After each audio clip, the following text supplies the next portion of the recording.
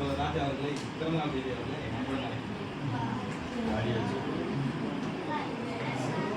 மகிழ்ச்சியான மாலை வணக்கம் தோழர்களே.